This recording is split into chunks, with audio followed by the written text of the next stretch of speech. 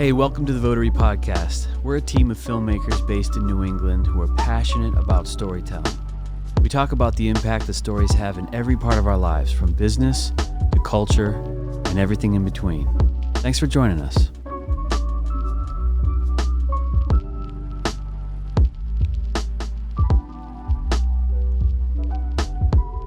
Welcome to the Votary podcast. I'm Mike, Director of Sales and Marketing. Over here we have Cody, Jed, and Jamin. Is nothing more than a tapestry of words. Written now it's on my the greatest film ever sculpted. Could one say that? But should one? Juices. Yes. New tradition. Yep. Pond fire. And that will That'll cover be like any a slate? Well, Berlin's slated, but this will be the real slate. Right. Before we get going, I think we should say to Jono, we miss you. Oh. Jono, when you hear this long Jono. after you're back, Jono. we love you dearly. I need a clink. We love you, Jono. Clink me. I'm in the clink. Triple clink.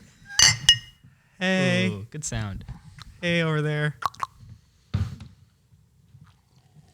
Today's subject is directors and directing styles. So settle in for some filmmaking directorial So debuts. sit back and relax as we wisp you away. The audience is like, they've been drinking for hours. Just a few sips. No, first few sips, promise. Episode 11. Yeah. Yeah. Wow. Breaking the first 10. That's good. That's pretty cool. That's got to be like a podcast benchmark, right, for people who do this? Well, It's like, wow, this is more than an idea. I talked to that guy Mark, who hopefully he'll listen when I ask him to be on our podcast, and he was like, I'll do it if you guys get up to episode 10. I'll be the 10th. Nice. Or more. Because he wanted to make sure, because he kept saying yes. He said to podcasts that would just fall off. So there you have it, Mark. You send him this link. Number 11. You're in. Send him this stamped time code. Yeah. Mark, I don't know who you are, but you I are. felt like, okay, But we're proud of you for holding out. He's kind of like a business podcaster who's like been like kind of an influencer in that way. Like his podcast has been pretty successful, so I thought it would be a good person to have on. But anyway, Wow. Mike, what was the first movie that you saw that stood out to you? You probably have said this in another podcast, but where you were like, movies are amazing, like as an art form, as truly as like a director, as an artist. The way you just jumped into that question is going to sound like a cut in the edit, but I'm good at that. we'll cut like to him at the same time, so it'll feel and like do it almost mid sentence. So that was the podcast for the week. I hope you enjoyed it.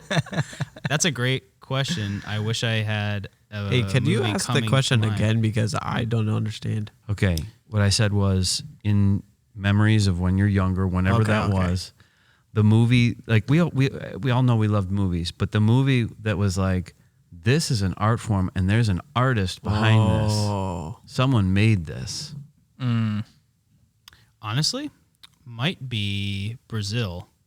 That's what's coming to mind. I watched it more recently, and I even mentioned it on Michael Whistler's podcast. I think that was one of the first times I saw something that made me laugh, feel like deep emotion, like horrified, and left me really, really like basking in it and thinking for a while. And I saw it when I was really young, and I thought it was going to be like a Monty Python thing, because it was like Terry Gilliam, who was in Monty Python, and I was like, oh, Monty Python, the Holy Grail, super funny. Let's watch Brazil. And it was like it was a library rental with a friend, and it was a friend who's not really into like film. He liked to just watch movies, and I was always like, I want to watch a movie like every night. I would get like super into it, and the ending of that movie just leaves you like, what? And that really felt like, okay, he's got something to say, and it left me really like pondering life. I didn't even really understand it, because it's kind of a warning to like totalitarianism. I didn't get that out of it. I was just like, whoa, like just a total twist. Like, have you guys seen that? No, I wish I could weigh in. Nope. No. Well, you That's funny. I thought y'all that I have was the only homework one. for next week. Yeah. No, I that movie has gotten it has been a constant kind of going back to, and I see something new in it every time I go back to it. I don't know if you guys are into Terry Gilliam. He's very, I don't want to say hit or miss. I love all of his movies for different reasons, but some of them are like, oh yes, Fear and Loathing is amazing. Yeah. Tideland is a tough watch, but it's amazing. Visually, I think he's a master. Yeah. Yeah. So like that's what comes to my mind. Yeah. Is just his visuals and sense of visual style. Those Dutch angles and wide lenses and just like immerses you into something bizarre. But yeah, I don't know. That's what comes to mind. It's probably not accurate. There was probably others before that. I know what it is for you. What?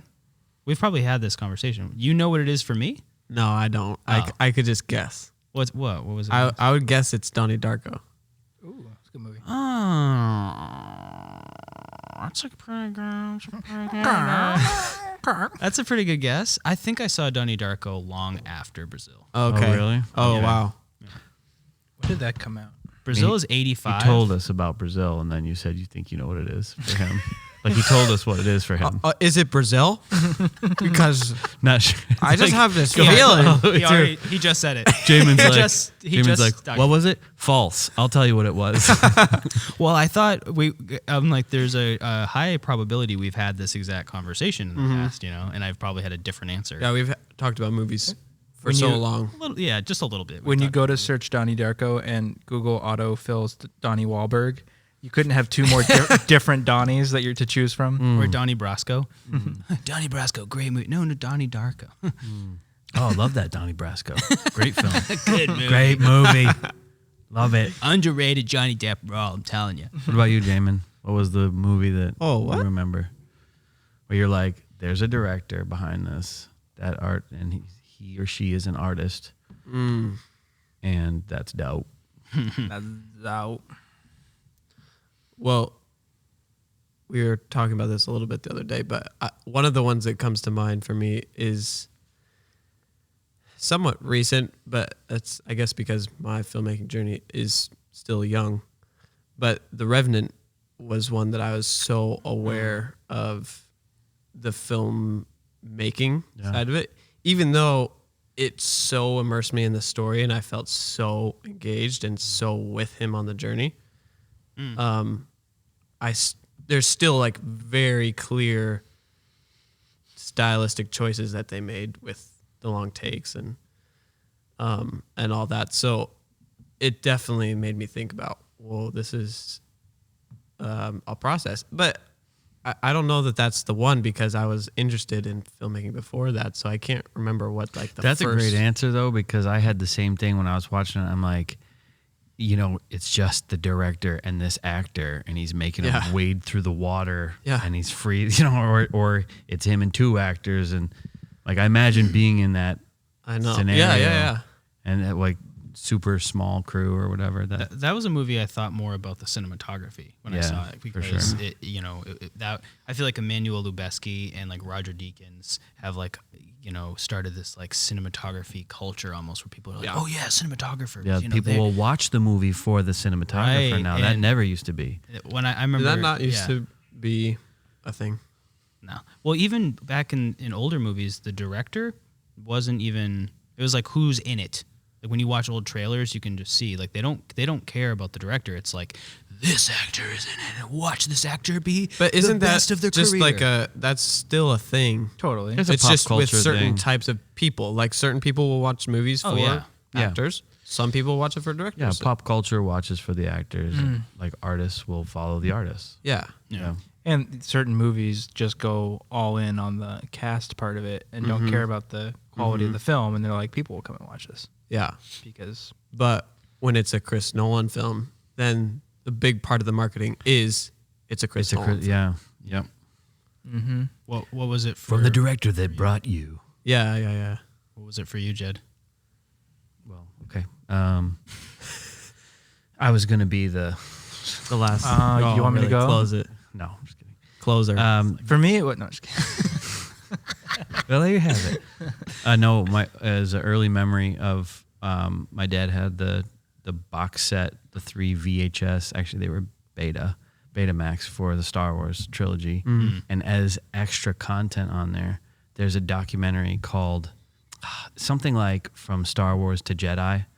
It's like a terrible name. It was like, we don't know what to call it. From Star Wars to Jedi.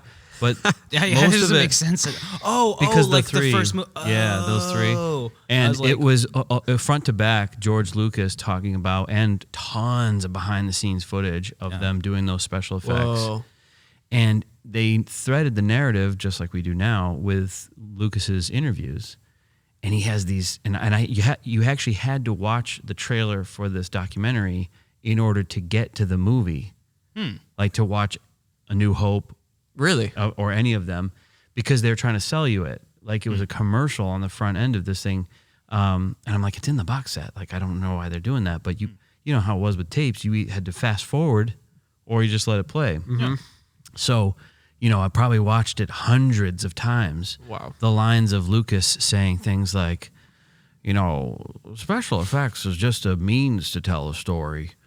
Special effect without a story is actually a boring thing. And now those things just echo in your mind Just over completely. and over. Completely. You watch like the newer Completely, Star but- Wars, you're like, but even those those- just a means to tell a story. Means to tell a story. Means to tell- means to tell. Special effect. You're like,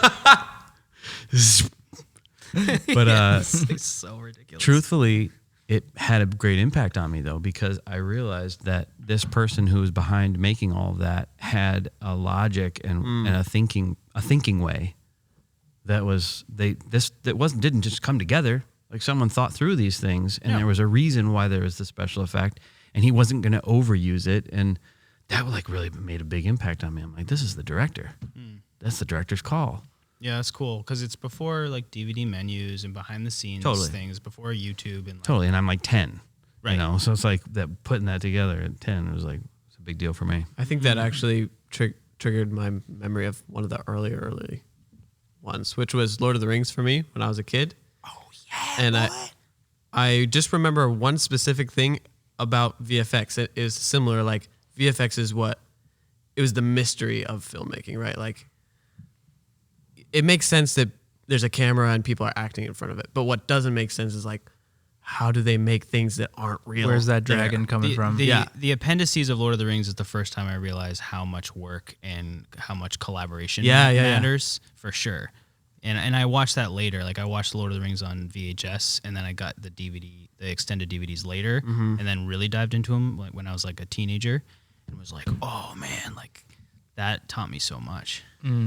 And I actually just thought like, oh, any like big production and like good movie, this is what goes into it. And now you watch that and you're like, no, like that had never happened and will never happen again. Like how special that was. Yeah. So yeah, I mean, but I'm pretty sure I saw Brazil before leaving Lord of the Rings even. Cody, what was your movie?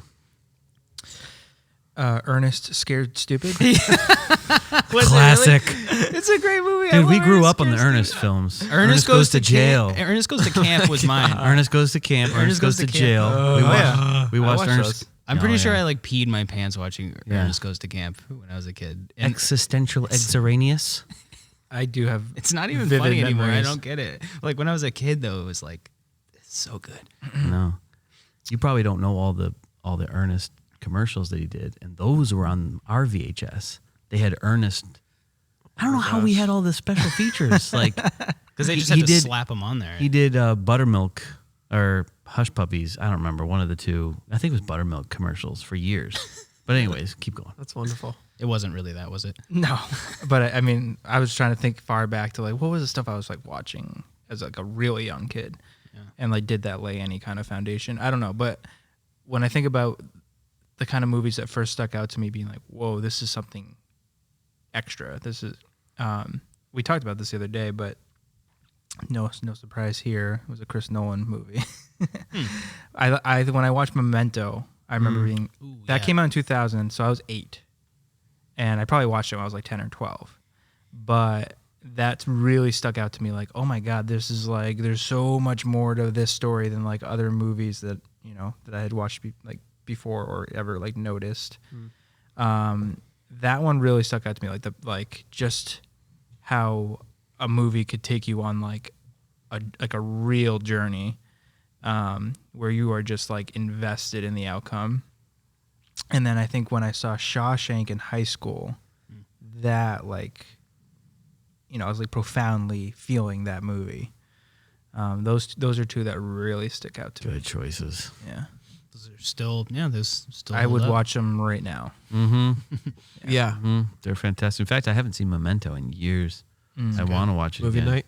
Yeah. I think Insomnia and Memento is like the best. Insomnia Nolan film. is strangely underrated, I Yeah, think. it really is. Because it's really good. It's amazing. If you go back and watch it, you see how good it is, and yet a lot of the Al filmmaker Pacino artists, and Robin Williams, dude, it's they like, were so what? good. They were so good. They had a dynamic that was awesome, and I don't miss think it gets the love that it small-scale should. Nolan, Yeah, because Nolan is known for doing just like, yeah. like And yet when he just dials it back. He's become too big for his own good, I think. yeah, he needs to be knocked down. I mean, look, you know how He's everyone a monster. Someone needs to take him out. yeah, yeah. After Tenet, So let's sound not designer. go down that a road. sound designer somewhere just like The Votary podcast brought to you by Tenet. From the guys that whined about Tenet for 2 hours. So, Mike, why don't you, now we've kind of set the table with those movies that really impacted us, segue us into what you kind of want to talk about. Well, it was actually Jed's idea to talk about directing styles, and my mind went to, okay, obviously working with actors and what we know about our favorite filmmakers and rumors about other filmmakers and all of that stuff. I mean, I could nerd out about that stuff, and maybe we should, but also just what's our experience in the little experience we may have had. mm-hmm.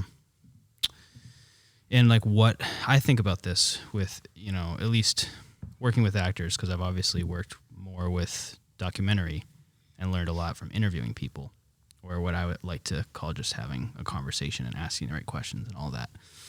But I think about like what would my style be working with actors, and the few times I have,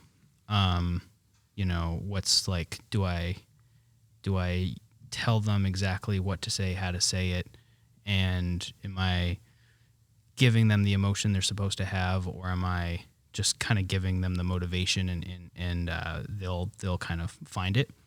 And one of my favorite filmmakers, Jim Jarmusch, I think says it really well, where he doesn't necessarily have a style that he sticks to. He has a different way of working with different actors because every actor is different. And I really like that, because I've never heard a director say that, and it's so simple. And the little bit I've done, I've found that where sometimes you don't know what you want, and maybe the actor's going to bring something to the table that you wouldn't think of on your own. And then other times it's like, no, it's super clear, and everyone's different, like how they work. And so I don't know, I'm just sort of rambling about directing styles, but If you think about his statement about the way he works with actors, and that it's different with each person, it shouldn't be profound, even though it is. Yeah. Because we do that in life, right? We relate to different people differently, Yeah. based on what that relationship is. Why should it be any different in this role? yeah. So I think sometimes directors go into things thinking that they need to be directory, like fit the mold of what a director's supposed to do or be, and all that. And there's a lot of pressure and weight to carry, the tone of a film and what the film is supposed to be in your head from beginning to end. And it never is, of course. Yeah. And it never turns out exactly what you had in your head. But I can see why people like Fincher, like he's so technical, but then he'll make emotional connections, human connections with the characters that he writes, and then with the actors who are playing the characters, so that comes through. Yeah. That's to me has always been such an amazing balance, because like it is a technical feat to make a film. The craft of making a film is just incredibly technical. You know what the visuals, what the sounds should be, and you're thinking about the craft and the art. You don't want that to get away from you, I know that there are those directors that are just like, no, I leave that to the technicians, and I just dial in with, like, Clint Eastwood's that way. He's an actor's director. He just leaves that to the technicians, and he gets in there with his actors, and he won't even He won't even yell action. He doesn't want anybody's blood pressure to go up. He just Does he look at the frame? he'll look at the frame. His DPs know there's certain slots of time when they show him the frame, and he says, "Yeah, looks good, whatever." I mean, this is why he comes in under budget and on time. Like, he doesn't obsess over the technical side. So I know that there are those. It makes sense. I appreciate from that. his background. It makes perfect sense. Yeah. I appreciate that. That's not me. Like, I do obsess about the technicals, and I can see why people would. I'm like, I want it to look right. Yeah. I want it to sound right. I want to know that when we get to the edit, we have the coverage that we needed. Yeah. The moments that we needed, the performance we needed, and all that. And sure, he's thinking of the performances side, but Yeah. I have certainly never met Fincher, but like what I've read about him is he does obsess about both sides of the coin, and that's why I think I love his film so much. Is like, it is technical, it is beautiful, it is this master craft, and yet you do get these incredibly human performances out of the actors. And I think one of his biggest things is that he just fights for a budget to do millions of takes. That is pretty fascinating about him, that he is such he's just generally a perfectionist, and he looks for it and is willing to do take after take and has a lot of patience for that, which is pretty amazing. But then, that he still does connect to the emotion, even though he's so focused on the technical. Yeah. Is pretty fascinating. Like, I don't see that in everyone, He definitely has a style of following a single character with his camera, so you kind of get locked in. That's to so true. A person, Yep. which I really like, and it's sort of opposite of the way I think about laying out or blocking scenes, or what I would consider my style of directing. I really like when you're not thinking about the camera, you're free to look anywhere. I like when there's just sort of like locked off, wide shots and a character's moving around a space. That's more choose your own adventure as you're watching. I like to just be able to let the viewer look where they want to look, and I like also seeing what an actor would do, and you're not following. But David Fincher, I think maybe he does a lot of takes too. I've seen a couple things online kind of breaking down shots of him, and I've noticed since that I watched that he does this where he'll kind of block things with an actor where they'll move around a space and the camera's really like moving with them and like kind of locking off like just this medium shot, and it really dials you in, as if you're like really with that character. Totally. And I mean, I think that's the type of stories he wants to tell. It's like you always have to, I think, come at it from a certain, like, where are you coming at this story? Are you coming at it from the written word, the visuals? Are you coming at it from the characters? And I think a master filmmaker is someone who pays, I don't know if you can really pay equal attention to everything, but has mastered all those elements where it's about the dialogue, it's about the story, it's about the characters, and how do we best serve that story. And David Fincher I would consider him kind of like a psychological thriller kind of guy. That's where it's like you really kind of follow this one person, even if the story's not about that person necessarily. It's about what's kind of coming around them. It's about like experiencing the events through that point of view. And I feel like almost all of his movies are like that, What did you think about Benjamin Button? Is that Fincher? Yeah. What? Such a departure. Such a departure, right?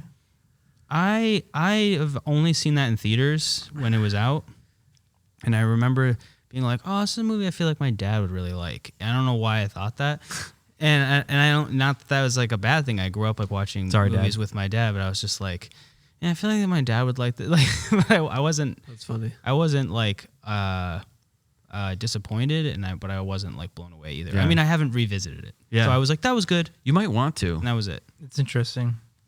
You liked it a lot? I did. That out of all the movies he's done, that one I never even Well, that's think different. about. That's the reason why I bring it up, is it's just completely different than his other stuff, and I think he was really experimenting, and I think it paid off because it had some uniqueness in it, where it's like surreal drama, but the drama still holds.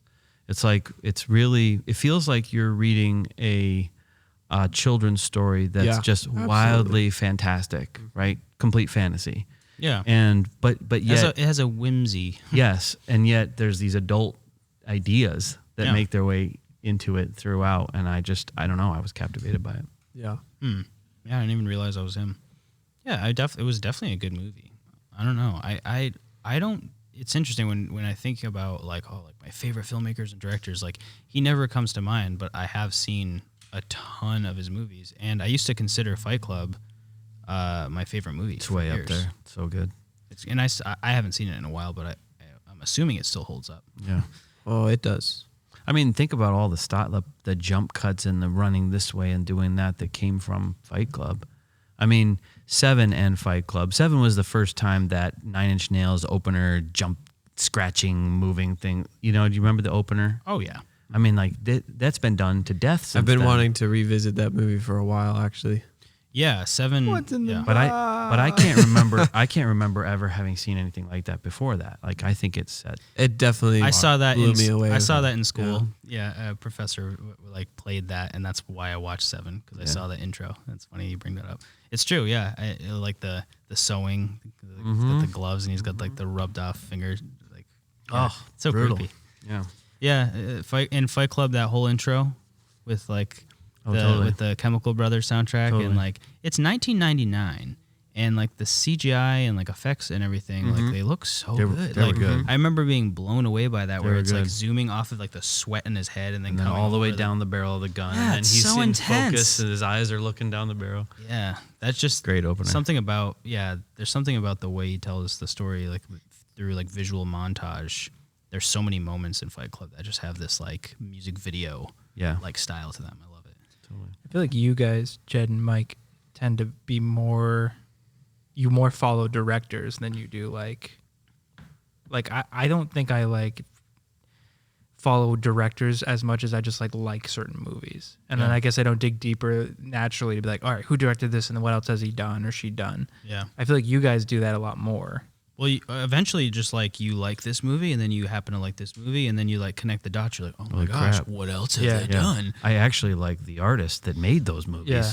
Common denominator. That's the thing. Yeah. I get obsessed. Well, I don't want to say obsessive, but I get very interested in like who they are as a person. Yeah, me You too. know, Stanley Kubrick is probably like my guy. Like, because there's something about all the guy. different movies. Kubrick, my guy? Kubrick, my guy. There's something about all his movies are so different, yet they have like these through lines of like philosophy. And then when I look up things about him, I'm like, I like respect him as a human being. You know, people have different opinions about his directing style, which I wanted to ask you guys about. You know, where's the boundary? Where is it? When is the art now traumatizing people? Well, but Kubrick, like he's kind of was a shutaway. He didn't really do interviews. He had a family life, and he somehow did this sort of the dream where he raised kids. He had a wife his entire life basically, and he also made masterworks of film. And it's like, I don't know many, like I respect that as like how he lived his life too. And I'm like, that's so interesting. And his death is so like kind of ominous and mysterious and bizarre and like, and I mean, I don't think he made a bad movie. Like they're not, it's weird. It's like, they're not all like my favorite movies, but he's definitely my favorite filmmaker, I would say. His film about landing on the moon wasn't very convincing. You didn't buy that one? Just kidding. Dude, when you watch that and you think like George Lucas was like, I could do this, but make it like action fun. It's like crazy because you're like, this looks just as good as Star Wars, and we hadn't even gone to the moon yet. Yeah. True. Yeah. He's like showing planet Earth. Like people saw 2001 before they actually saw Earth. Stop it. That's nuts. Yeah, he showed what When Earth was looks that, like from though? space. Well, I've seen that movie. Hold on. 68. It was 68? Yeah, Because it was by but the they had end of been the used. They had decade. been working on it for about 3 years. Okay. And they shot that in space?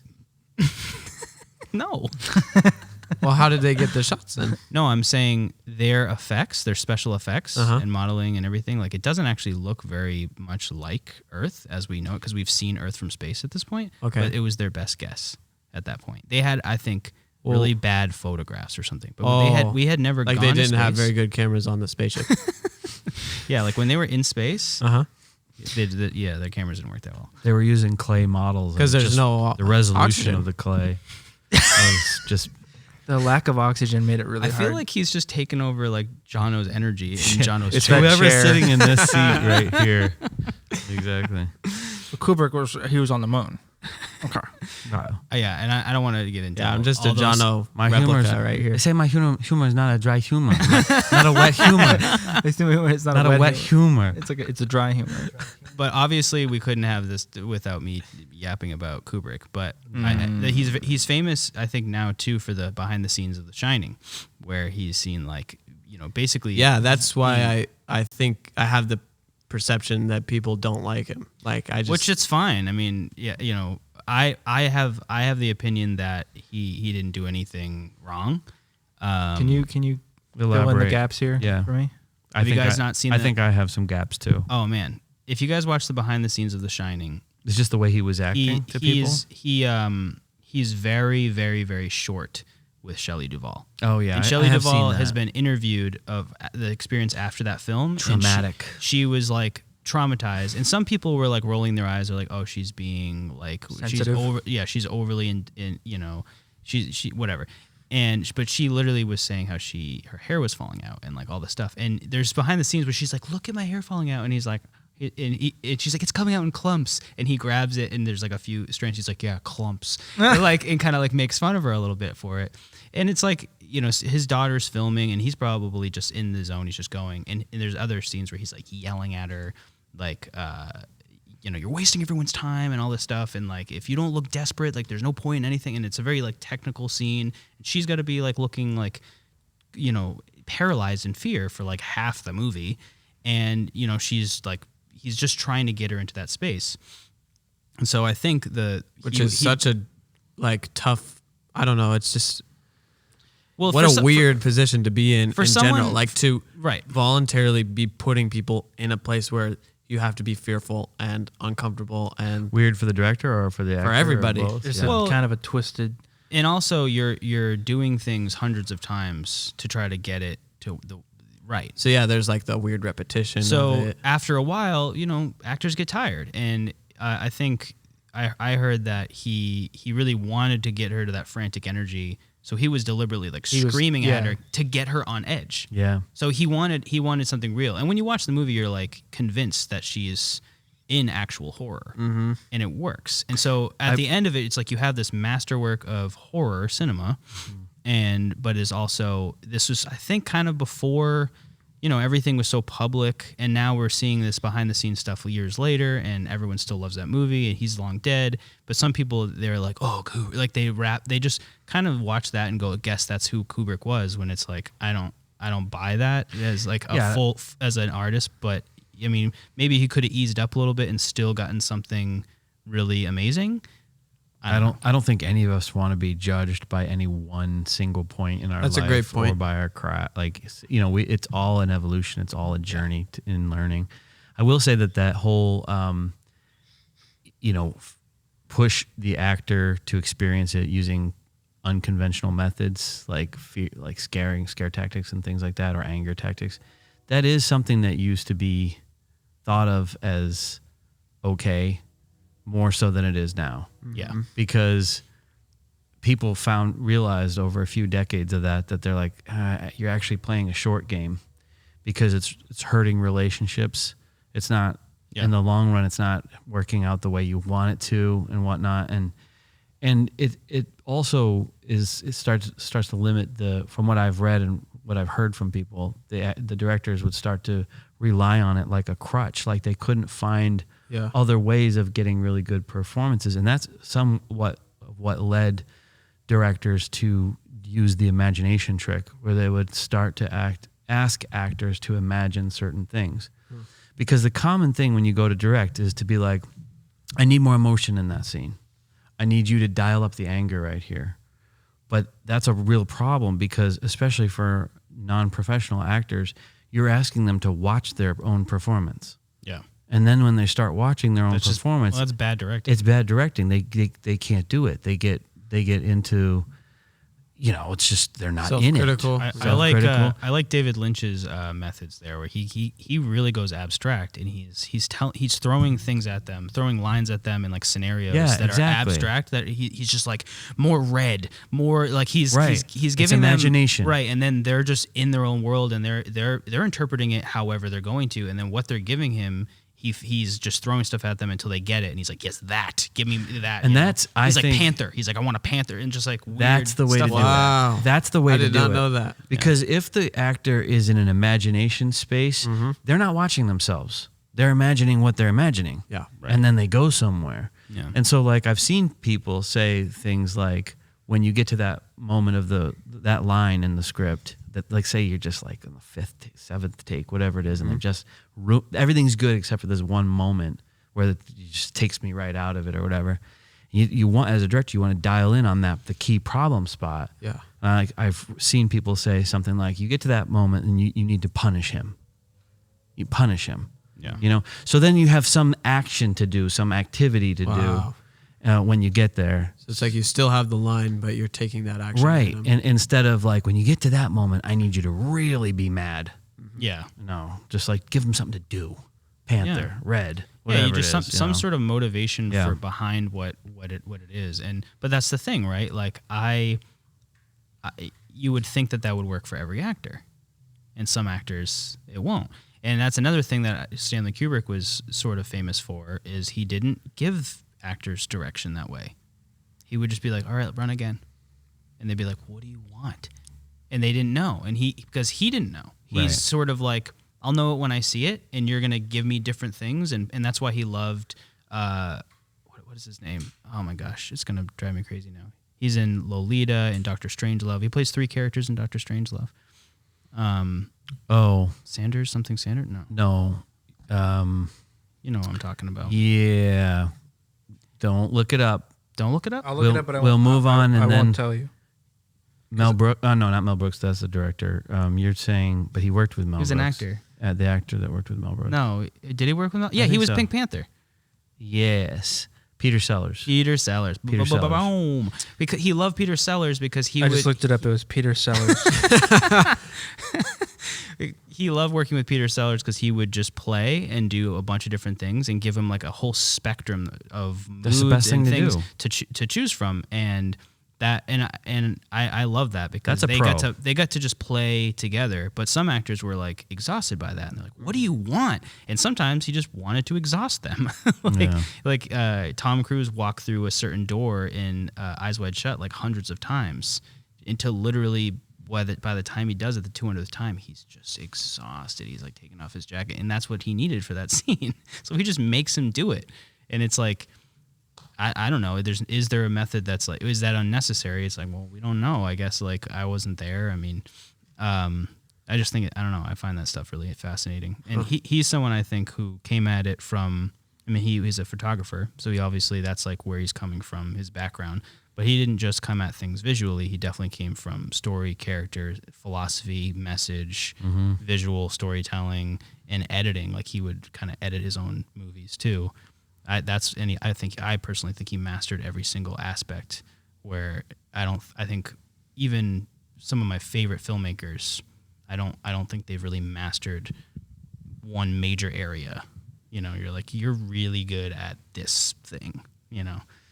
Richard Linklater is like one of my favorite filmmakers. Cinematography and visual storytelling, I feel like, is like slightly less than, where it's more about philosophy and dialogue and characters. Yeah, and that's he's true. basically the top notch of that stuff, I think. He's That's why I great. love Waking Life so much, is because the rotoscope animation is so wild and visually interesting that it's like marriage of like my 2 favorite things. It's like like amazing characters and dialogue, and philosophy, and then visual feast. And it's just like, it's perfect. Can't say I agree. I want to know, what do you mean? Well, no, I what was the other movie with the rotoscoping? Scanner Darkly. Scanner Darkly. Yeah, I haven't It's seen another good one. I haven't seen Waking Life, but I have seen Scanner Darkly, and I was just underwhelmed. I really was. Yeah. I was just like, I can't take any more of this. But I think partly there was the story is a slow story. Yeah. You know, it's not really not going anywhere very quickly. It's an unusual film for him. Yeah. As is School of Rock. Oh, School of Rock is a classic. It's a great movie, but he like does that out of nowhere. You're like, oh, okay. Loved it. Yeah, it's an awesome movie. Yeah, loved it. Bernie, also with Jack Black. Kind of funny. So funny. It's pretty good. It's a very, very abnormal one. Like most people, I think, know him for Boyhood. I don't even know or that movie. The Before series. Really, the funeral director that murders his sugar mama? No. It's a real true story. I don't know that movie. You would like it. You should watch it. It's It's cuckoo crazy. Jack Black being kind of an introverted weirdo who, yeah, I mean, I don't want to give spoilers. It's great. You watch it. It gets kind of dark. It's great. It's great. Mm. But anyway, I love like these filmmakers and looking up their styles and like, you know, finding someone who can like blend just the visual storytelling. Because I mean, film is a visual medium. You have to master that and master the technical aspects. But I see so many filmmakers who have mastered that, and then when it comes to unique characters and like making me really immerse in the world and believe these characters and believe the conversations and That's the dialogue, harder part. and it's like, oh, like I've seen that fail way more often. Right. Story, like what's the story about? What's the arc of Story the story? structure. Yeah. The tone. Yeah. The tone of the film, because I see too many amateur and early filmmakers, and mine included, where sometimes you can feel a shift in the tone throughout the film, and that's really hard. Yeah. And then Would you include aesthetics in tone? It can be part of it, but it is the mood, it is the general, and I tend to think of it more around the tone of the actors and their style of acting. And, Okay. And are they, did they start to lose their zeal on scenes where they shouldn't have? And Yeah. did they misunderstand what the scene was about, and then the director just moves on instead of getting it right? Yeah. Like that's what I mean by tone, because you're never shooting a film in order, almost never. Mm-hmm. And so the actors they've only read it a few times. They don't really know what's going on up here for you. Yeah. They're just waiting for you. So they don't know the story inside and out like you do as the director. So Like Scott Pilgrim versus the World. Yeah. That's a movie that changes tones, but it does You it think? on purpose, and It's intentional? It's intentional. Yeah, I think Edgar Wright is like I think he's like a genius. He's really amazing. He's so good. But the movie's quirky in the beginning, and he knows as a filmmaker, halfway through it's about to get crazy yeah. and just like comic book over the top insanity. Yeah. And it kind of comes out of nowhere, and you're like, this is a different movie all of a sudden. Right. But you kind of accept it. But then there's some movies, if that type of thing happens, If it wasn't intentional, unintentionally, it's like, what? what is this? What Where am did I that watching? Is that a dry joke, or is And that some of it's subtle. Some of it's subtle because Yeah. and if it is subtle, it starts to put you off, and you don't know why you're not liking this or not connecting to it anymore. But you're not. Yeah, that's I'm true. trying to think of a good. But you can also example. save that. Like we were just talking the other day about the end of World War Z and how it feels like the montage ending was an editor saving the end. Yeah, yeah. Because it's a great wrap up. His monologue, what he says, the shots of the world, Yeah. and the fact that they hadn't found a cure. They It's were all just this fighting news it. footage and But like, then that would have it feels, and I want to look this up to see if it's true. It feels like that would have lived on its own in the script, and then him reuniting with his family would have lived on its own. I heard it was some production snafus with that movie, because I looked stuff was up there? after, because Yeah. I remember seeing it and being like, something's weird about It felt like it had to me. It felt like it was worse, and then this was They fixed it. got it to fixed. Yeah. That's the way, but it's just a feeling thing when you go to Yeah. watch it. Yeah. but Yeah. as an editor, I felt it too. So Yeah. I suppose we shouldn't have felt anything, right? Truthfully, we should have been like yeah. just fully in it, and so there must have been something. But it's hard. There's it's those key giveaways, which is Yeah. monologue, yeah, news footage, montage. Yeah. It's like this feels like a Band-Aid yeah, yeah. on something. That's funny. You know who I think does like perfect tone blending and marries like my favorite types of like character driven dialogue and visuals is Michael Bay. Coen brothers. Yeah. Transformers. Coen brothers are my favorite. Amazing. I think Amazing. I think everything they do again, same with Stanley Kubrick, they can touch all kinds of different genres and do it really well. You know, they don't. But at the end of the day, you know, those dark comedies. I feel like Coen Brothers is you know that to expect. Okay, like if you've seen a few Coen Brothers movies, yeah, you know kind of what to expect in that it's like going to be unexpected. Mm-hmm. It's going to be weird. It's going to be, I don't know, but quirky. the weirdness is going to come just from the characters. The which I characters love. will be so odd. And the story arc, because they won't pay off. They'll intentionally not pay off in you know. I love that. Yeah, but all of that to say that It I doesn't feel like pay they're off, not but all it the pays same. off. They're not equal. They're not all the there's same. some Coen Brothers movies that I think They're are very satisfying. fantastic. Yeah. Yeah. And then there's not satisfying ones. Mhm. And the thing I can't figure out is that just them being like, screw it, we're doing whatever we want? Or is it them experimenting and then saying, screw it, it is what it is? Right. Like, I don't quite know. What would you consider an unsatisfying Coen Brothers movie?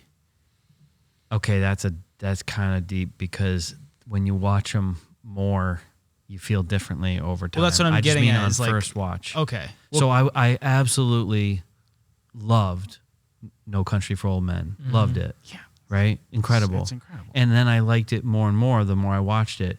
But I was tempted to feel not satisfied at the end of that for the first viewing. Totally. Yeah, I saw that in theaters and I didn't know what happened. I was Yeah. like, did I miss? Did I miss I something? can't even remember the ending. And then Well, you're following- And then I woke up. Cut to black. Yeah. What and was that? it. Yeah. He tells the story about his dream that he had with his dad, and then you realize, oh, that's the whole. That's the thing. That's the whole movie. Yeah. Right there. And Okay, it's I'm wait, lost. I got what to are go you back talking and watch it. you really Talking about a should. different movie? No Country for Old Men, dude. No. That's not how I remember it. What do you remember for the ending? I remember some walking in the street. I just remember him running around with a cattle prod thing, like Rolling? the air gun. No. thing, I'm talking That's about. knocking out locks and killing people with the. that's kind of mid movie. But Yeah. Anyway. No, it's just No, I do if you- remember the ending. If and you rewatch it with story structure in mind and you pay attention, bizarre. It is bizarre. But it is adapted from a novel that apparently it's fairly true to. Yeah. Have you read that guy's novels? What's his name? Oh, I just forgot. Oh. He wrote The Road. Yeah. And he's yeah. I listened to a podcast with him. Something Meridian, Crimson, something. I don't remember. But That he would be Cormac McCarthy. Yeah, Cormac McCarthy. I've read a couple of his books, and it is pretty wild. Like, I do like his writing style. Cormac McCarthy. Something we haven't talked about much though is like that's been a lot about narrative. What about documentary? We do a lot of documentary work, and it's just intensely different process. Do we even know? Do any of you guys know and follow any documentary filmmakers that you? It's like, oh, I've seen something that they've done, and now I'm gonna go and watch everything that they've done. What a good question. I mean, sadly, no. I know. I Same. know. Years ago, we were really into David Gelb? who did Chef's Table. Like, As the creator of Chef's Table, we dug his work for sure. yeah, and I think I watched a couple things he did on purpose because I was like, yes. Oh yeah, Jito Dreams of Sushi. yeah. And, That's amazing. And the guy who did Baraka and Samsara, I don't know if I'd call those documentary. Those are like world travel art films that are just complete. I would consider masterpieces, but it's still just documenting. Do you want to what's hear there. just like the list of IMDb's top 20 documentary filmmakers and just see who we know? Sure. It's Probably got to not. be the guy who did Tiger King.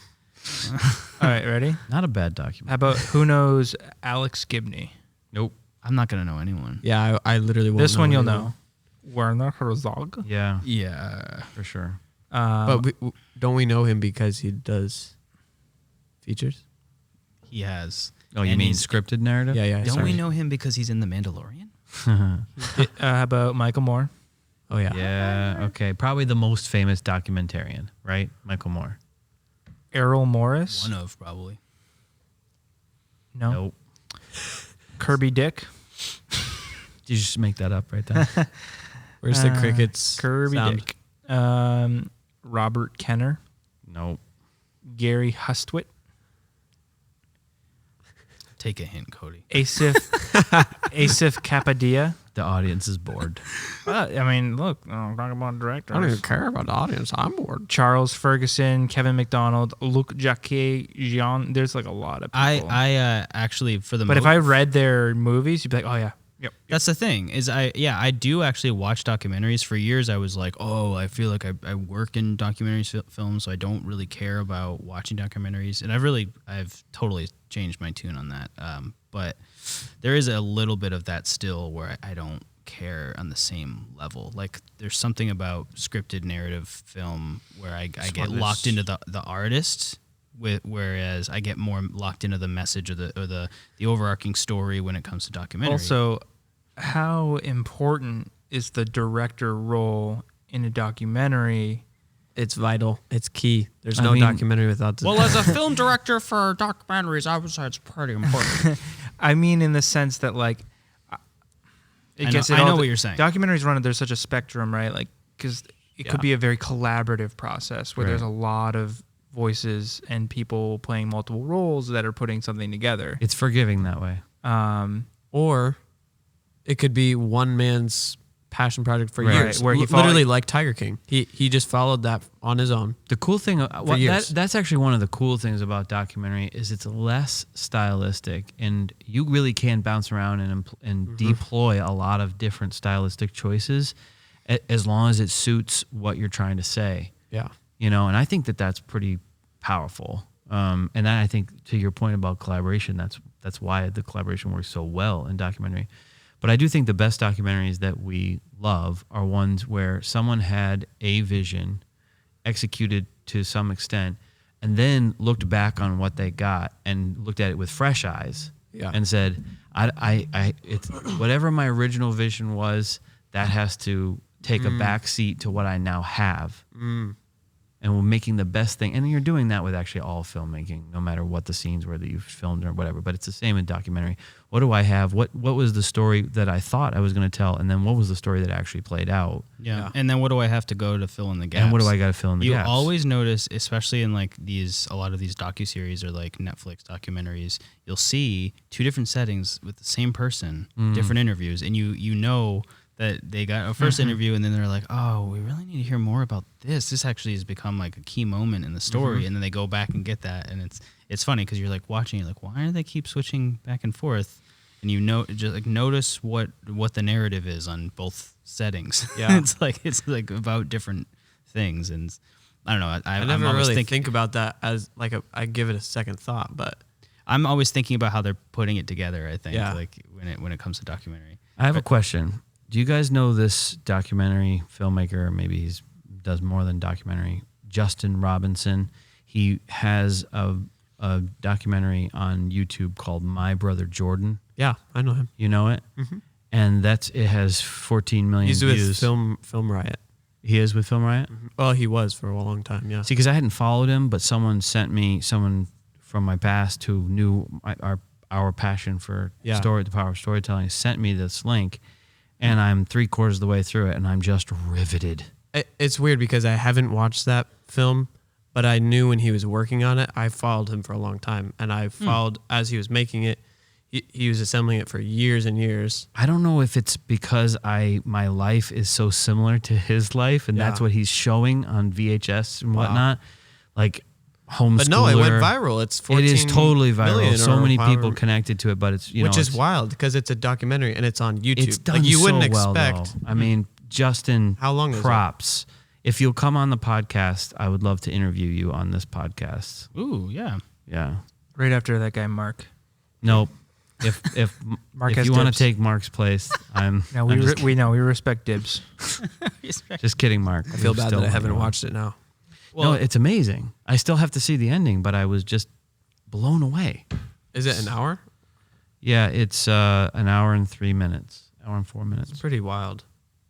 It's really cool to see things go viral on YouTube that are long form. Yeah, definitely. I don't know why that makes me excited. I mean, I think it's a fantastic example of his use of drawing people in because Yeah, he it's seemed just to form the audience before. he really did. He pulls you in. You guys got to watch it. Then we got to feedback.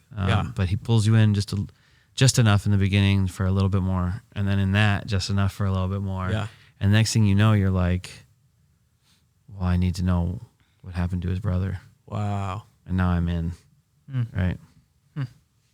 So My Brother Jordan. My brother Jordan. okay, I'll watch it. That's the Michael Jordan docuseries, Yeah. Nope. Last Dance. Brother from a different mother. My brother. So Cody, Jordan? what is a director that you actually documentary, care about documentary or directors. otherwise that you're like?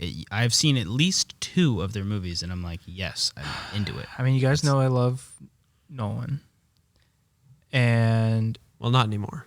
well, no, I still. He's the only one who really kind of still likes Tenet.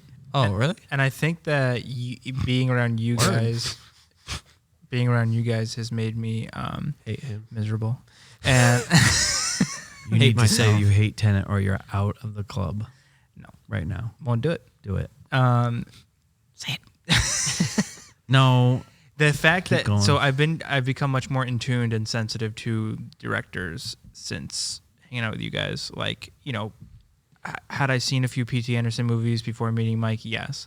Did I realize they were P.T. Anderson movies? No. Did I then go on a binge of all P.T. Anderson movies? Yes. Like, That's person And I is haven't- your life better? It's a for person having I done didn't that? mention, but Yes. is like yeah, he's amazing. top of mind for Oh, me. I yeah. love Me too. Paul Thomas Anderson. Me too. Same with Fincher. Like I went on kind of a Fincher binge lately, and so Fincher binge. Votary podcast brought to you by Fincher binge.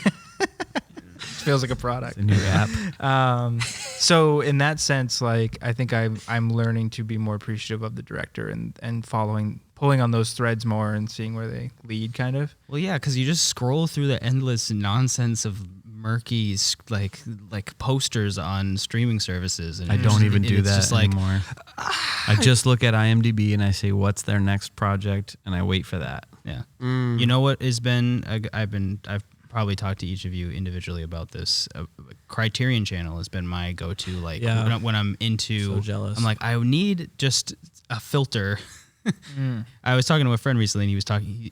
I make fun of him for being like, basically like a slave to IMDb. He's like, I will not watch anything that is beneath the 7. You know, he's like, oh, so now you have your own filter, you know, to watch movies as a Criterion Channel, and you know, I am guilty of that a little bit. What? But I don't love everything on there. But Isn't that filter just pretension?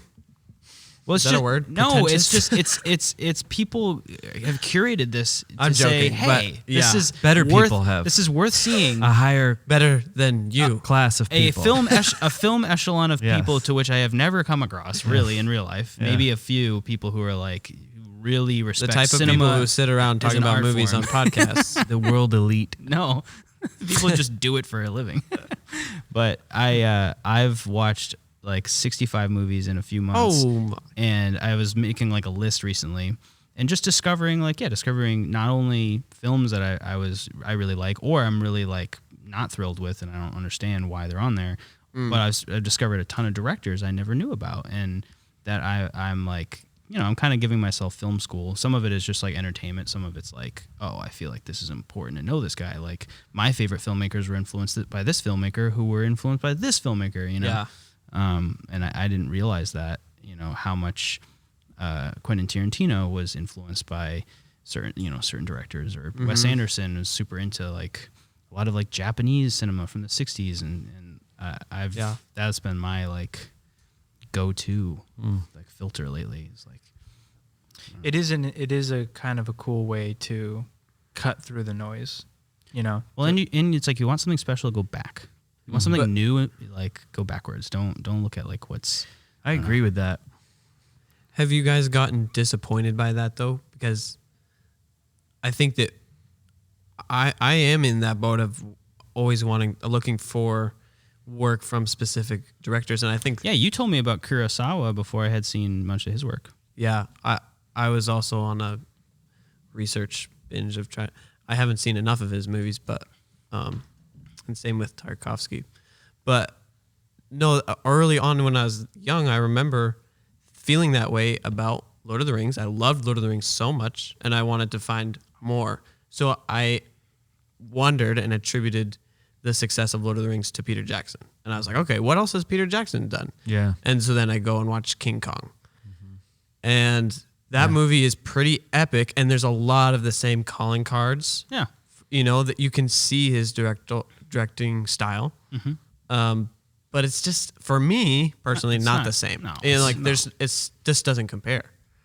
And it's very cerebral, very intellectual. Yeah, like, but that is an example of just loving that world of Middle Earth, and you know, it's just so enjoyable to stay in that place. It's so epic to attribute the enjoyment to like the director or the craft isn't the right place. It's really Tolkien and his writing, you know? Well, I mean, we're gonna get on a whole thing if we're gonna start talking about Lord Keep of the it Rings. short. But you know, like it's like there's so much that went into it. I really think it was everyone together, literally putting just overtime, and they were so fully invested.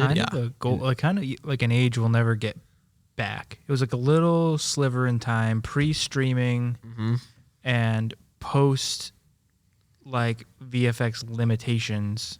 I feel like that early 2000, like late 90s to 2005 or it was a blend of practical and CGI. There was just like I don't know. I think we're in an exciting. I'm not saying we're not, but I'm saying like, you know, we talked about this in an earlier podcast. So like, is the traditional movie going experience dead? Oh yeah. You know what I mean? Like then it was like we weren't on Netflix. Maybe we were doing the DVD thing on Netflix, but we weren't streaming. Yeah. But do you think that was really the contributor? I mean, more just like the people who made the movie. No, I know, but I mean, think they were like scrappy film crew putting in like 20-hour days. Yeah. They had their heart in it. That's part of it, but I think there is. But think about the massive trilogy, epic things that were coming out in that one time frame. Matrix, Lord of the Rings. Hollywood, really what you're describing was Hollywood was going through a transition where they were having a harder and harder time to get people to go to the theater. They were losing box office revenue, and so they're like, we have to think in franchise. We have to think in 3s and 6s. And this is before comic book films had truly taken off, and they had worlds of IP. Yeah, you know. So that's that time. I feel like Lord of the Rings and Star Wars laid a foundation for that to even happen. You know, especially like, Star Wars. Would Marvel even be a success if those hadn't?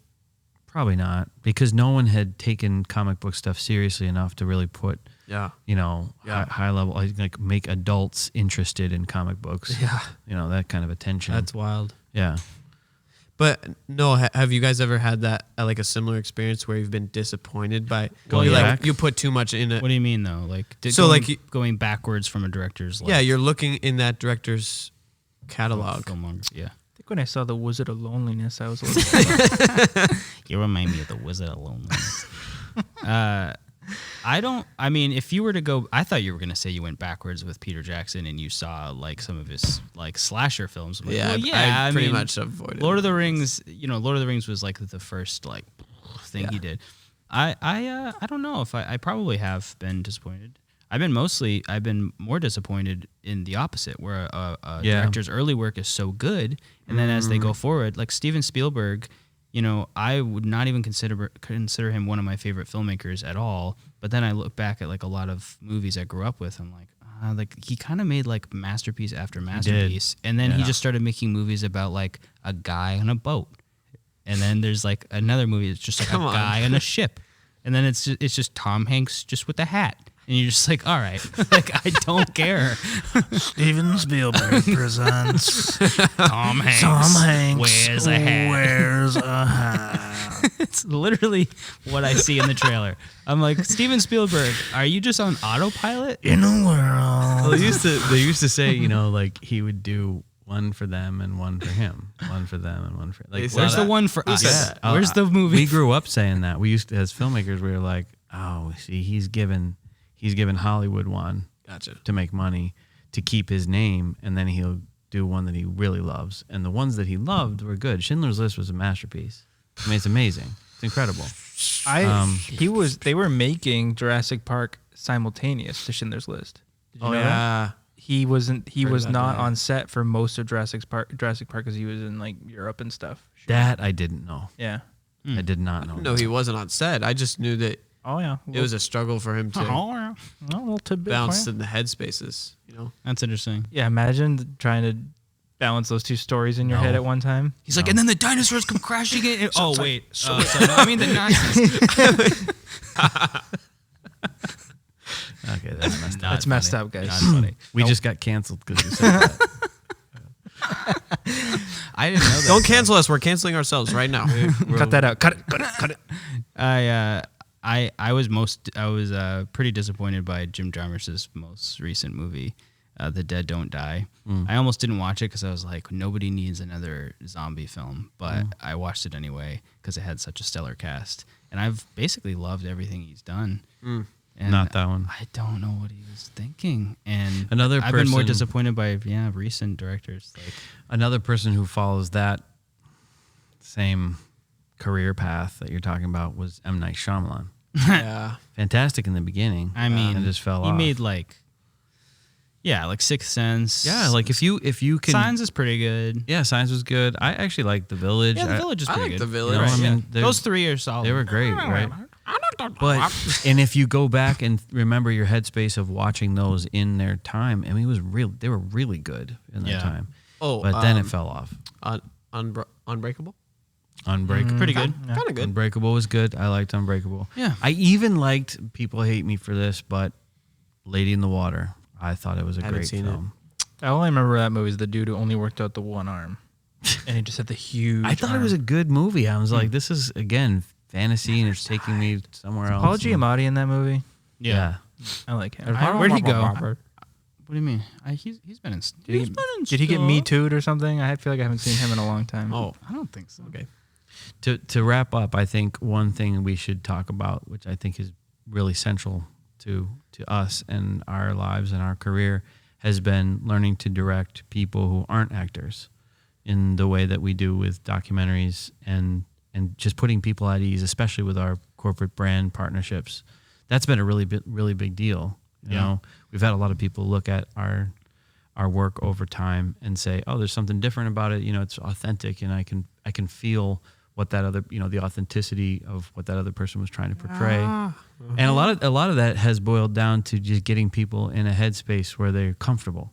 Well, it's funny when people watch some of the work, they assume like, "Wow, they were so natural. They sounded really good. You guys wrote that script, and that like they thought it was like super dialed in and like down to the moment." And you're like, "No, actually, we got them comfortable." Exactly. It's just a person who, if you saw the 10 minutes before that of rambling and nervousness, it's like you just all you need is to just spend the time to like get them comfortable And ease build down. build a rapport. Like if they don't think you're actually listening, that's a big part of it. Active listening with a director for documentary stuff. I like to tell a little story of my own, like when I like to make it a conversation, Yeah. not an interview. Okay, tell it. What? No. I mean, when I'm interviewing someone, No, I'm when listening. having a conversation, it's like if you just expect someone to open up, it's like you gotta give them a little something. You know, even it doesn't have to be like going on and on and on. But I like to do that and just have Jamin or whoever's shooting it like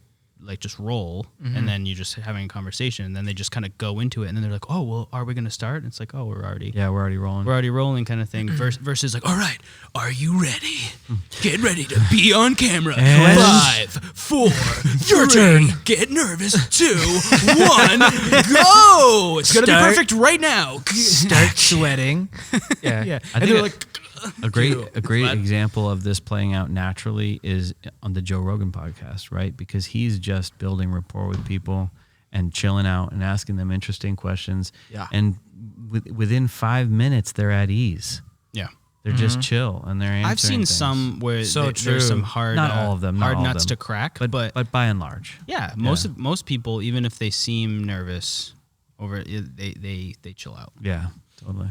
Yeah, he's like the master of not interviewing someone, but getting them to like Somehow spill get them to their- talk. Yeah. He's kind of the master of talking over top of people. Jamin, you're the You think he's better master than me? of talking over. Not better than me. One thing I find myself doing just naturally, but I think it's helpful, is interacting on a personal level with what they're saying. I think you're kind of just saying that, but like if they're talking about whatever, their experience in their business or whatever it is, if they hit on something that I have a personal experience with, I'll just take time to be like, yeah, you know, in my life, and I'll like just. That's what I mean. Yeah. Yeah, you gotta. That's what I mean. That's what I mean. And you just tell them like, you know, and then before they don't realize what's happening, but they're like, now you're in a place of like co-sharing, right? Even though yours is just gonna get all cut out, and it's gonna remind them of something else, and then they're gonna share more. Yeah. And I like to act like we got everything we need, and not like we didn't. Like I usually say, we got everything. You know, that's great. We're giving away the trade secrets. I like to act like we got everything. I like to act like it, and then I'm really not. But if you say like, "Oh, everything from here on out is just like added bonus material type of thing," Take and the then pressure off. Yeah. Even as relaxed as they might be, they go, "Oh, okay, maybe either they stop rolling or they're thinking like, "Oh, we got everything," and then they just start sharing more about either that same subject or something else, and you get these other really good natural moments where it's like, "Oh, now this is totally candid." That worked in scripted narrative too. Like once I felt like I had something that was usable for the edit, I'd say, "Hey, we got that. We're good. Like we're okay." It's the classic one more 20 Let's do a times few thing. more. Well, I'll say a few more. So let's do a few more where we can experiment. And that's actually when they ease down and the real takes were used. Yeah. When I was doing the directing course in Maine Media Workshops, they had you pick a scene of a movie that you hadn't seen before, and I picked a scene from Inside Llewyn Davis because I hadn't seen it, and I was like, That's a funny pick. Coen Brothers. I was like, it's gonna be like dialogue driven, and they got real actors to come in and like act the scene, and they hadn't seen it either, and they were just kind of blocking, and everyone like was actually filming, and you know, they just give you a chance to direct a scene, and we did it a bunch of times, and like the actors were just kind of like playing with it. And yeah, I was like, oh, well, we got it. But like this time I just kind of pulled one guy aside and I was like, just like, you know, throw him a curveball. Yeah. Whatever that meant, you know, and then I like pull the other guy aside and I'm just like, don't let him like say his line. Basically, like, so I just wanted to see that, like, what they would do. And it was like, that was the best one. Like he had like one of them had like a cigarette in his mouth. And he just like kept like interrupting him, but like having the cigarette, and the other guy like takes the cigarette out of his mouth. It's like all this stuff that's not in the movie. Right. When I finally saw Inside Llewyn Davis, I'm like, this is nothing like the scene. But like Coen Brothers know how to direct a lot better than whatever I came up with. You're But like, mine was better. It was great where there was like I liked my version, but it was cool Call to me see like, Joel. what they were bringing to the table in like that moment of spontaneity. I'm like, that's what you want to get to, is like, at least for me, like I don't have scenes laid out in stuff that I write so dialed in to the point where it's like it's going to be exactly like that. And if I do, I don't want to describe that. I still want them to find it, because then you can see it in their eyes, kind of like if they're there or not. Oh, 'Cause yeah. they could act it correctly. They can just like, you know, be a puppet, but it's like you don't want them to be a puppet. You want them to like to be in that space, and then they'll bring you something you didn't think of and elevate it. Like I don't tend to think of it so like methodically, you know. When we were doing Soak Trees, I found that a big percentage of the script was rewritten from rehearsal to your point. Really? Yeah, because you have this dialogue in your head, and then they go to do it, and they can't do it the way that you heard it in your head, but they can do it this other way. Yeah. And then they're more invested. Yeah. And they start to actually care about the character and the story and what's trying to be said, and they're just more in it. And that was the better stuff. And so your job is to figure out, does this fit the character? I would record the rehearsals and let them change things on the fly that weren't vital. Yeah. They were more just communication things that we're trying to get through. Wow. And then I would go back into the tape and rewrite it into the scripts the way that they did it. And a lot of the script changed that way. Mostly you're talking about the way that a line is said, you know, conjunctions and things like that. You write, it is really good. And they'll be like, it's really good to see. Like, you just like, but when an actor's memorizing something, they're really memorizing the words a lot of times. They're like, it is really good to, because they're going over it and over. You got to like write it the way. And actually that's in one of the Coen Brothers things too. If you ever look at the Fargo behind the scenes, what's the name of that actor that played the Russian dude or whatever, where he was from? But he's like talking about pancake. Do you ever see this scene where he's in Fargo and he's like, I think I know what you're go saying. get pancake? And he improvised and said pancakes because he thought that it was a typo that they left the S out of the script. And then Joel comes all the way around and says, wait, what did you say there? What did you say? It's like, this is and he says, oh, I just thought it was a typo in that. And he says, oh, bless your heart. No, there's no typos in that script. There's no typos in that script. Like, Yeah. Whoa. That's what I've heard with them, where you watch Big Lebowski and it feels so improvised. It's just because they're masters of dialogue. Yeah. And that's what I love that so Crazy. much. Yeah. But they're so dialed in, where I have written some things like that where I'm like, I don't want it to kind of deviate from this, but I also don't want to think that whatever I came up with, this is the best it can be. Right. You always want to think that there's a collaboration going on. Yeah. And I mean, I've often wondered that with Lebowski, like how much did they allow them to? not at all. Really? There's zero improvisation in that. It's just like you watch like some of the scenes where they're talking over each other, like every moment is accounted for. You're It's lying. Crazy. No, according to a bunch of YouTubers or whatever, Well, with that, maybe we should wrap this up. Yeah, I don't know what has been. How do you over tie? and How do you over, put probably. this one? Wait, real quick. What? What's the percentage of Rewrite? Yeah, that it got better from Oh, the rehearsals? I mean, a lot. Really? Like, if I had to guess, yeah, because it meant the difference between a believable scene or not. Yeah. If you're taken out of a scene because of stupid dialogue delivery, So like that means the difference. Maybe between, the writing like was binary. It's like good or not. objectively- There's Yeah. so many movies. Yeah, Yeah. it's like in Reservoir Dogs where he's like, you're either a great actor Yeah. or a bad actor. Yeah. Yeah. It's Yeah, true. so- It's like, do you either believe it 100% or not at all? Yeah. I mean, there were still plenty of moments when we were in principal photography where you were still, it's still like, this isn't coming through as believable as I hoped it would. Yeah. And making some changes on the fly or trying things, that's still okay. But I would say, it definitely improved it a lot. I think Yeah. I think you really do. That's a big thing about a director. As a director has to find the way, the path of least resistance to good, and not deviate, and be willing to do that, and yet not deviate. It's like you can't be so hard From nosed the vision. and not deviate from the vision. There is a happy balance. Yeah. And finding that happy balance is probably the hardest thing a director has to do. Yeah. Yeah. Yeah, I think if you don't invite those little ideas that other people give, though, it could be the sound guy or like the gaffer. It's like you're missing out. I don't think every director should necessarily hear everyone out. Shooting. It's like, anyone got any ideas for the scene? No, it's not like that. But like, there's, I don't know. I've just heard so many stories of like some of my favorite filmmakers where it's like just this little tiny idea just like took it to the next level. Yeah. Yeah, the people that typically have a voice, is like a producer or an AD can have an idea. Certainly I've had even continuity like scripties that were like, did you know that this says this here That's and this over here? And then hugely important. Yeah, it's really important. Like, you're like, oh, you just saved us. Thank you. Otherwise, you end up with like Braveheart, where What happened in Braveheart? there's just like some funny things in Braveheart where there's like continuity stuff that doesn't make sense. It's like famous for that in certain scenes where they're like riding a Was horse. there no and- scripting? I don't know. It's more like weird little things like they're riding a horse in the daytime, then it's nighttime, then it's daytime again. Like, so you're like, why did they put that in the movie? Or William Wallace is running and like he's got like an axe, then he's got a sword, then he's got a sword No. sheathed. And then Oh he's got my a sword. Yeah, it's gosh. like No. the same shot. It's like That's what happens when your director is the lead actor. as exactly. well. I heard he didn't want to star in it.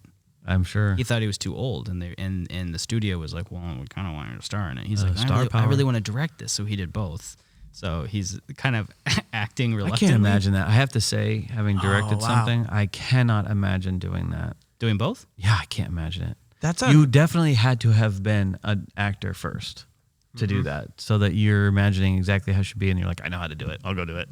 You know what I mean? That's, I think, the only way, because as a director, Well, if you are the one who wrote it, then I think it probably helps a lot because you're like, I already got it all in here. Yeah. You know. But you're saying that person has to be okay. Like they need to know what they look like on screen from before. Like they need to have seen themselves. Yeah, because they need to have been able to judge their acting. Yeah. To know if it was all right or not. But, Yeah. I mean, I'm sure there's probably been some, bad director actors that thought they could act or whatever. But I'm just Quentin thinking in terms Tarantino. of, I mean, even his moments weren't bad. They're usually kind of funny. Like if they feel self-aware when he puts himself in the movie. Yeah, I mean they're something like I don't know. It's almost like a step below like the Stan Lee thing that they would do in all the Marvel movies, where it's almost like a gimmick. Mm-hmm. Like when Tarantino puts himself in, it's kind of like, all right, like it's kind of like a funny gimmicky thing. I feel It does work sometimes. There's been some moments where you're like, Okay, all right. The Braveheart thing is when he blows himself up in. That's great. Which I one do was like that Was scene. that Django? that's Django. Yeah. In Pulp Fiction, that is like a little cringy. Oh, yes. I just remember it being kind of funny. It's definitely funny, especially when you know it's him. You're like, what is the first time I saw it, I didn't know it was him. And I'm like, what's this guy's deal? All right. With that, thanks for tuning in, everybody. We'll Yep. see you next time. What are we talking about next time? To be- It'd be funny be to figured try out. to figure it out on the podcast each time. Tune in next week when we're going to talk about beep. Oh, maybe I'll try to get a guest for next We'll week. do ADR over that last part. The meaning of life.